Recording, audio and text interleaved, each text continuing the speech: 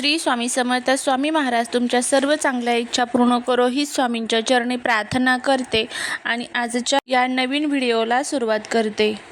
तुम्ही सुवर्ण खरेदी किंवा मोठ्या गुंतवणुकीची संधी शोधत आहात तर थांबा, कारण 2026 या वर्षातील पहिला आणि अत्यंत शुभ असा गुरुपुष्यामृत योग लवकरच येत आहे. असा योग जो तुमच्या आयुष्यात सुख समृद्धीची पहाट घेऊन येईल. 23 एप्रिल 2026 वार गुरुवार हा दिवस अत्यंत खास आहे. पंचांगानुसार गुरुपुष्यामृत योगाची वेळ सकाळी हा योग सुरू होत आहे 6:03 सूर्योदयापासून आणि योगाची समाप्ती दुपारी 4:55 होणार आहे. म्हणजेच 23 एप्रिल रोजी सकाळी 6 ते संध्याकाळी 5 वाजेपर्यंत हा काळ सोने खरेदी आणि नवीन सुरुवातीसाठी अमृत सिद्ध होणार आहे. ज्योतिषशास्त्रात पुष्य नक्षत्राला नक्षत्रांचा राजा मानलं जातं आणि जेव्हा हे नक्षत्र गुरुवार येतं तेव्हा तयार होतो गुरुपुष्यामृत योग. या मुहूर्तावर केलेली गुंतवणूक कैक पटीने वाढते. सोने खरेदीसाठी हा वर्षातील सर्वोत्तम मुहूर्त आहे. नवीन व्यवसाय, वाहन खरेदी किंवा गृह खरेदीसाठी हा दिवस अत्यंत लाभदायक ठरतो.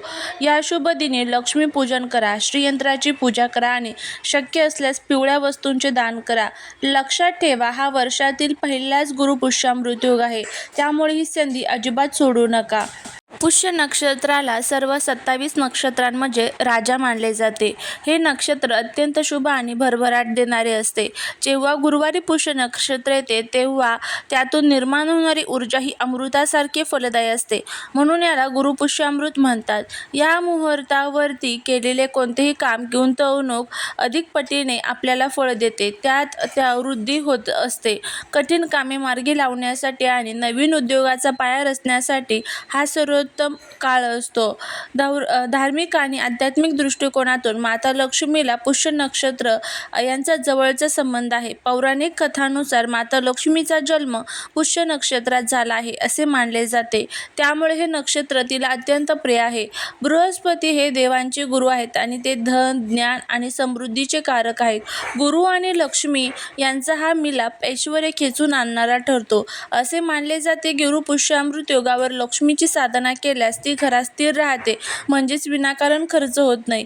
या शुभ दिवशी तुमच्या घरातील सुख समृद्धी वाढवण्यासाठी काही उपाय करायचे असतात. या दिवशी कनकधारा स्तोत्रम किंवा श्रीसूक्तम पठण केल्याने आर्थिक अडचणी दूर होतात. सायंकाळी लक्ष्मी मातेसमोर गायीच्या तुपाचा दिवा लावा आणि तिला गुलाबाचे फूल किंवा खीर अर्पण करा. शक्य असल्यास थोडे तरी सोने आणि चांदी खरेदी करा. शक्य नसेल तर घरातील सोन्याच्या दागिन्यांची हळदी कुंकू वाहून पूजा करा. घरात किंवा व्यवसायाच्या ठिकाणी नवीन श्रीयंत्र आणून त्याची स्थापना करण्यासाठी हा सर्वोत्तम दिवस आहे. गुरुची कृपा मिळवण्यासाठी कपाळावर केसर किंवा हळदीचा टिळा लावा. पिवळ्या वस्तू म्हणजेच चणा डाळ, केळी, पिवळे वस्त्र गरजूंना दान करा. पुष्य नक्षत्राचे आराध्य वृक्ष पिंपळ आहे. या दिवशी पिंपळाच्या झाडाला जल अर्पण करून प्रदक्षिणा घातल्यात पितृदोष, इतर बाधा दूर होतात. अशा पद्धतीने आपण पुष्य नक्षत्राची म्हणजेच गुरुपुष्यामृत योगाची सर्व माहिती बघितलेली आहे. या दिवशी काय करावे, काय टाळावे. आता त्याचबरोबर या दिवशी काही प्रभावी असे उपाय देखील केले जातात.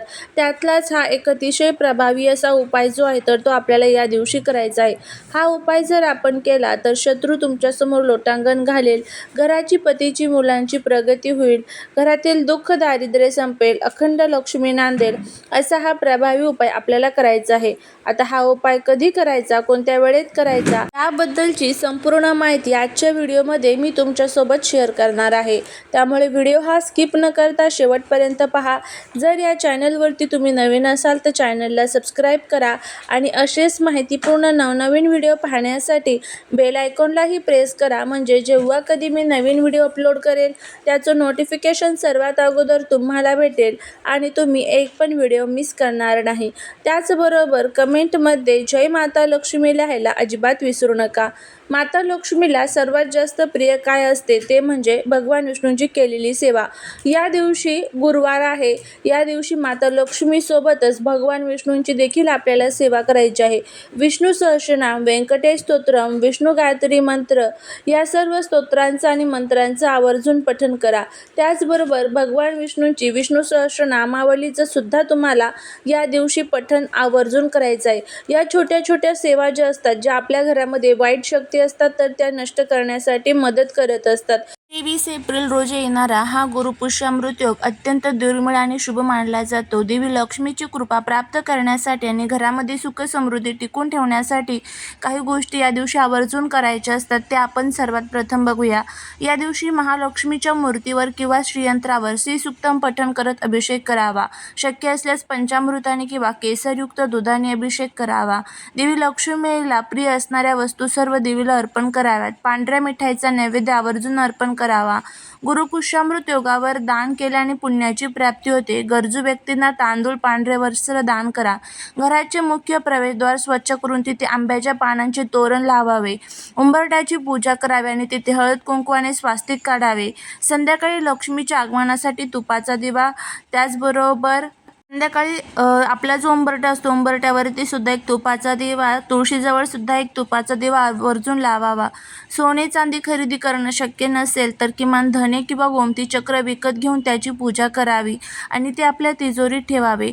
या दिवशी काही मंत्रांचा जप आवर्जून करावा. त्यामध्ये ओम श्रीम नमः किंवा ओम श्रीं ह्रीं श्रीं कमले कमलालय प्रसिद्ध श्रीं ह्रीं श्रीं ओम महालक्ष्मी नमः या मंत्राचा जप आवर्जून करावा.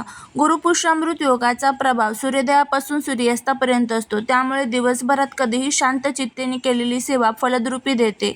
त्यामुळे दिवसभरात सकाळी संध्याकाळी जेव्हा टाइम भेटेल तेव्हा तुम्हाला ह्या सर्व सेवा ज्या आहेत तर त्या आवर्जून करायच्या आहेत. लक्ष्मी ही स्त्री शक्तीचे रूप आहे. या दिवशी घरातील माता, पत्नी किंवा बहिणीचा चुकूनही अपमान करू नका. त्याचबरोबर भगवान विष्णू आणि बृहस्पती यांना पिवळा रंग प्रिय आहे. घराच्या मुख्य दरवाजावर हळदीने ओम किंवा स्वास्तिक काढावे. अंघोळीच्या पाण्यात थोडी हळद टाकून स्नान करणे देखील शुभ मानले जाते. जिथे तुम्ही पैसे किंवा दागिने ठेवतात ती जागा स्वच्छ करून तिथे हळद कुंकू अर्पण करावा. तिथे एखादे लाल कापड अंथरल्यास अधिक चांगले. या दिवशी गाईला गूळ आणि पोळी खाऊ घातल्याने त्याचबरोबर पक्ष्यांना दाणे टाकणे यामुळे आपली अडलेली कामे पूर्ण होतात. या शुभ दिवशी कोणालाही पैसे उधार देऊ नका, कारण असे मानले जाते की या दिवशी दिलेले धन परत येण्यास अडचण येते. तसेच नवीन कर्ज घेणे देखील टाळावे. लक्ष्मी तिथेच वास करते जिथे शांतता असते. गुरुपुष्यामृत योगाच्या दिवशी भांडणे, चिडचिड किंवा मोठ्या आवाजात बोलणे टाळावे.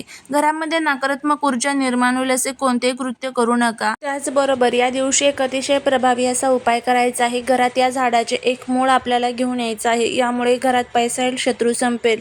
तर या दिवशी सकाळी दिवसभरात जेव्हा वेळ भेटेल तेव्हा तुम्ही हा उपाय करू शकता. काय करायचं आहे, तुम्हाला जी पांढरी रुई असते पांढऱ्या रुईच्या झाडाजवळ जायचं आहे. तिथे नमस्कार करायचा आहे, पाणी अर्पण करायचं आहे, गंधफूल अक्षता अर्पण करायचे आहे आणि त्या पांढऱ्या रुईच्या झाडाची एक छोटीशी मुळी तुम्हाला काढून आपल्या घरी घेऊन यायची आहे. ती पाण्याने स्वच्छ धुवून देवघरासमोर दिवा लावून बसायचं आहे. एका लाल कपड्यावरती ती मुळी ठेवायची आहे. हळदी कुंकू अक्षता एखादं फूल अर्पण करायचं आहे. देवी लक्ष्मीला प्रार्थना करायची, माझ्या घरातील ज्या काही सुख शांती समृद्धी आहे त्यामध्ये वाढ होऊ दे. घरातील ज्या काही अडचणी आहेत तर त्या नष्ट होऊ दे. आणि त्यानंतर आपल्याला तिथे ओम श्रीं नमः या मंत्राचा 108 वेळेस जप करायचा आहे. ही मुळी उचलायची आहे आणि आपला जो मुख्य दरवाजा आहे मुख्य दरवाजाच्या उंबरट्याच्या वरती तुम्हाला जो चौकट असते तिथे ही मुळीची जी पोटली आहे तर ती एका लाल कपड्यामध्ये ही मुळी बांधून तुम्हाला तिथे ठेवायची आहे. तर अशा पद्धतीने तुम्हाला हा उपाय करायचा आहे. करून बघा, याचा तुम्हाला खूप चांगला फायदा होईल. झालेली सेवा महाराजांच्या चरणी रुजू करते. श्री स्वामी समर्थ.